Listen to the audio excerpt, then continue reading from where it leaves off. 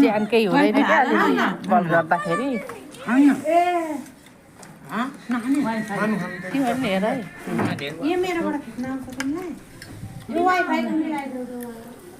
त फुपू बसिराख्नु भएको छ यता फुपू छोरी कान्छी मेरो बहिनी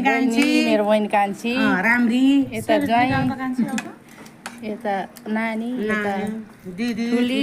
यता ठुली यता छन् माइली म फेरि यता छु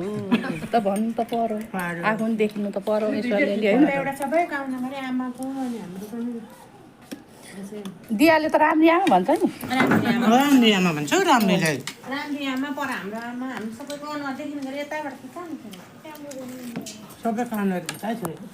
सबैको आउँछ यस्तो यो भैँसी गोवा जत्रो हाम्रो जत्रो